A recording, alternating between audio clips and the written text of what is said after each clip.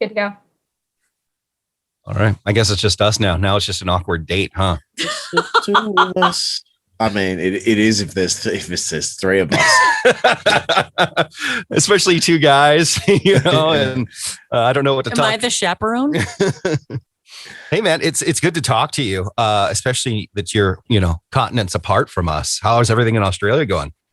Yeah, I mean, it's a sunny day. If you're asking about the weather, it's a really good day today. But with COVID, we've been pretty blessed, to be honest. You can just go to the shops and do whatever, and it's very you guys have really done it well. People say that, but it's like, I mean, the density and population difference between like us and America, it's pretty like vastly different. So like things when you have like 3 times, 4 or 5 times the population, COVID spreads a lot faster. Yeah. So Yeah. I mean, yeah, we have done it well, but I'm just blessed, to be able to still be creative and do what I like to do and not be, stuck in that lockdown sort of like maintaining my mentality. How did you come up with Masked Wolf? And do we call you Mr. Wolf? Mr. Wolf makes me feel like I'm either a TV show character or I'm 60 years old. Do we call you Harry? You can call me Harry, Wolf, whatever you prefer. I'll just call you Honey. Okay. Well, date's going well. So Masked Wolf, like I always felt like I guess I had like a mask on myself. Like I was a big fake smile type of person. Like when things weren't going great for me, I just acted like it was all okay. And that's like kind of like what I speak about in Astro. But when I got to the studio, it was kind of like the mask came off and the wolf, the beast, the transformation sort of happened to me in like my happiness and my prime character. So that's how I came up with the name Masked Wolf.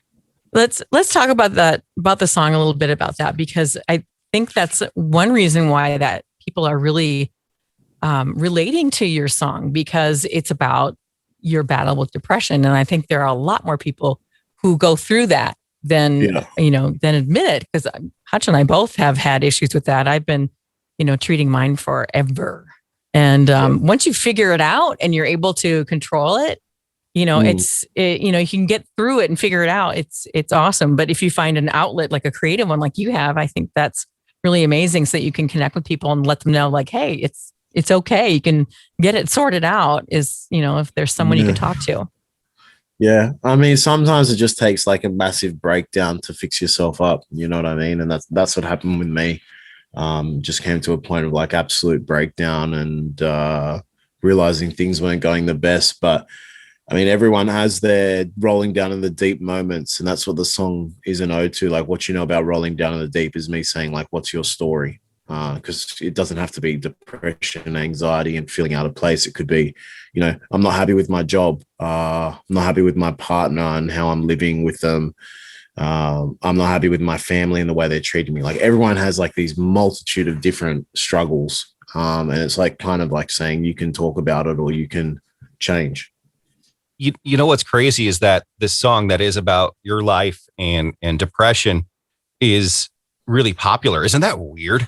Like, yes. Well, your pain, your pain and struggles are soaring to number one. Yeah. I mean, the thing is, like, I think like not to boast, because I absolutely hate boasting and I never ever talk about my music, but the art of the song and the way it was crafted, I think like the way I crafted it was like really, really powerful, because it doesn't have to be a depression song. You could listen to it and not even notice or not care that it was a depression song. You can like be like, I'm just going to jam out to Astro.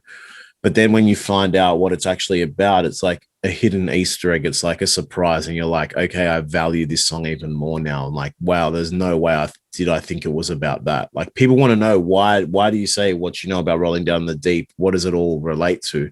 So it's like this puzzle that you have to put pieces in and like figure out and then complete it. So, yeah.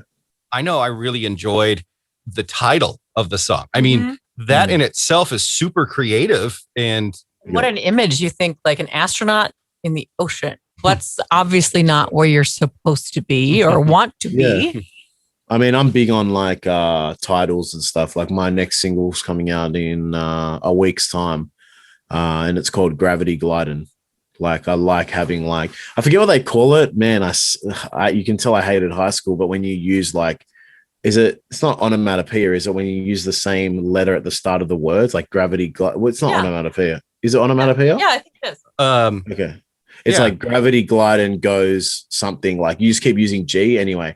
So like I do that for a lot. Like I have another song on the album. Alliteration. Alliteration. That's the one. Yeah. Thanks. Miss Mills, my English teacher. You did well. So like I have another one on the album called Galaxy Garden as well. So it's like little things like that where I like to like, I guess, plant little seeds in your head or make you think, okay, what's this going to be about before you even press play? And you know, that's just how it was. And I wanted to create imagery of like astronaut in the ocean. What the hell does that mean? And for me, it was like feeling out of place because you think of space when you think of an astronaut. Well, we have something in common. You love space and astronauts. I went to space camp. When, at what age? I don't want to talk about it. 30. That's cool. We're asking the questions. Okay. I didn't mean that in that way. I just meant like, did you go when you were 14 and you said you went to a space camp? I went when I was like 13 and then I went again like 5 years ago because I had so much fun. Now it was only adults. So I wasn't like with a whole bunch of kids bunking with them. But you know, when it comes to Australian music, I think a lot of people just go straight to Keith Urban. You know, I mean, there's when it comes to Australia, at least here in America, we don't know many artists that are breaking out there, and you're doing it. How crazy is that? Well, I mean, you obviously know Kid Laroi. Kid Laroi. Oh, I didn't know he was from Australia. He's new for us too. He's 10 minutes, 15 minutes away from me. His suburb where he grew up in. Oh, really? So yeah. So he and I like it's crazy because like I mean I just wanted to break in Australia, you know what I mean? I was happy with like just having my name out in Australia and making $500 to $1,000 a week from music and being able to live off that. So to be like internationally known, I guess. And I think with me, you can't tell that I'm Australian. Like some people say I'm Lebanese. Some people say I have like an Arabic background. Then it's like, you could be American. Like, it's like, take your pick. You know what I mean? And then obviously with my sound as well, you can't pick it as well. Like obviously I've got a very big American hip hop influence, but I mean, being Australian and breaking out. Yeah. That's when when I signed with Elektra, the label, I was like, you're never going to get it. Someone like you from Australia, you're never going to get this opportunity again. So you're an idiot if you don't say yes to this. And from that, everything's been gained. So there's this whole, I think, misconception about, you lose your soul if you sign with the label. I already like knew that I was not going to lose it because I knew it was the right decision. You know what I mean? So I do love that you worked really hard to, afford to build a studio in your place and pay for recording sessions just to kind of get yourself started. Yeah, I mean, I just love that. It was like, well, it's my dream, so I'm going to try to do this. Yeah, and spent a lot of money. Yeah, I'm sure. Yeah, I mean, but that's what it takes. You got to work hard to make the dream happen. What was like your regular job? I did it's like a phase of being in sales a lot. So I did like retail, telemarketing was like a really, really tough gig I did. And like to put it in perspective, I worked for like a year and a half, 6 days a week, 8 to 6 p.m., making calls nonstop. And I made $500 a week from that. Now we know why you made the song. Yeah, you're good. You're good at speaking. You can speak quickly. Yeah, so, I do have to admire your beard line. It's very nice. It's perfect, man. I've tried it and I can't do it myself. Can you give him some lessons? Yeah, give me a. Yeah, I'm always teasing him. I'll give you the biggest lesson I ever learned. Go to a barber. That usually helps, but yeah, like for me, like that was another mental toll for me. Like in all honesty, that telemarketing like mentally really like struck me. And because it's an absolute grind. It was actually I used to laugh, but it was just like I hate the thought of like I guess music is not working and not getting paid what you deserve for a lot of it, you know, and that's kind of like telemarketing, I feel like.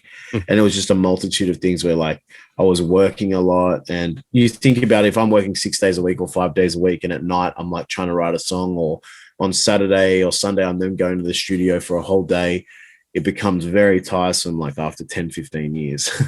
So yeah, I think my body just like took a massive toll, and like one day I just like exploded or imploded.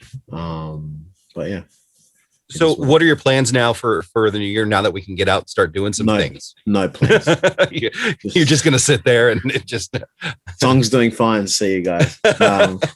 No, for me, I think, like, as I said, the single is coming out, which I'm really excited for, which is going to have like a full blown music video, which is going to be absolutely nuts. It's like themed in a plane and parachuting and stuff. So it's like going to have visual effects, which I'm really excited for, because astronaut, like, you might be the astronaut video was very inexpensive. Let's put it that way. It's a very budget video. So the way that it's blown up has been crazy, but this is like my first proper music video.